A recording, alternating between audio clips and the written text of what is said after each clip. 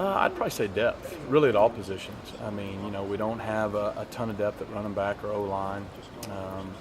In particular, we've got two, senior tight ends, but there's not a lot of depth behind them. But we do have a couple young guys that hopefully can provide that. And then, receiver was probably where I have the most depth. But again, we went through spring ball with only 6 scholarship guys, so that's not exactly where you want to be. And then at quarterback, while we may have a lot of guys vying for the spot, if you don't have one that's your guy, you don't know if you have anybody. So not only do we need to find a starter, but we need to know who that next guy is because he'll be one play away. So, there's 100 things we're worried about going into fall camp, but I would say depth would be probably the first and foremost thing. Tomorrow will be the first day I get to see, 3 of them throw really on the field in person in a practice setting ever.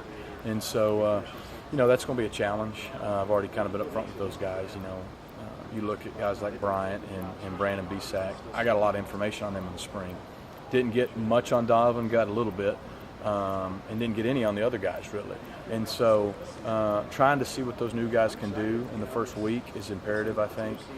See kind of where they are and get a gauge for if they're really ready to be in the mix for this competition or if they just need a little more time.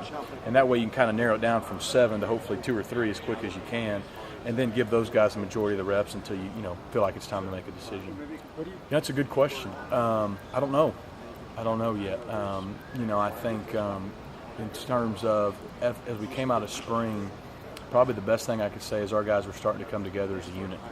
And, we made some plays at receiver, and I think we have potential there. But, there's not really one thing that stands out other than those guys were starting to believe in each other and come together as a unit. And we've got to be a good team offense. We don't have a lot of superstars. We're probably not going to have a guy with, 2,000 yards or 100 catches and all those things, and that's okay. We just need to be a good offense, and it could be a different guy each week. And if we can be a good team offense and nobody cares who gets the credit, who has the big game, and everybody just pulls in the same direction, then we'll have a chance to be pretty good. Arkell, he's got some strengths. He's the most experienced guy we have. He's done a good job catching the ball in the backfield. I think last year he was the second leading receiver on the team in terms of either catches or yards. He's right there with Hergy. And so, he's got some ability there.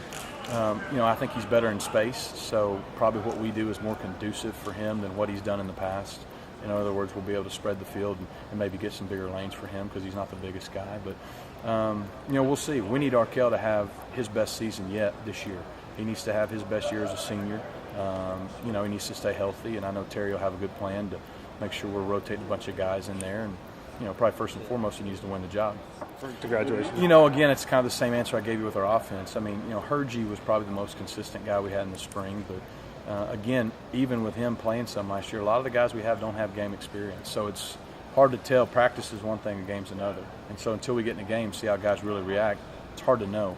I think, again, we got 5 or 6 guys that are all dependable guys that if they keep working like they did in the spring, have a chance to have a good year. So I think it'll be more of a by committee deal. I think you may have one game where one guy has 7 or 8 catches, the next game he may have 1, another guy has 7. And that's okay. We're just going to go where the read takes us, and whoever the hot hand is, the way that we're being played will be that guy, and it's going to have to be just a next man up, make a play mentality.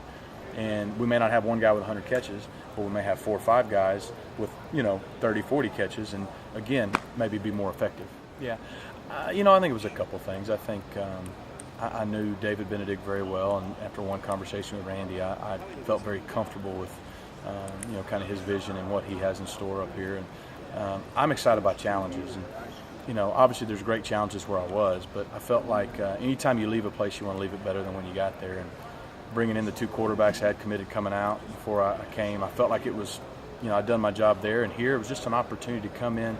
Hey, we were last in the country last year in scoring offense here at UConn. We were almost last in total offense, and about every other category is in the hundreds. So, the excitement of trying to do things that people don't think can be done, that's what motivates me, and I think that's what motivates our guys. And so nobody's given us much of a chance this year, and that's kind of how we like it.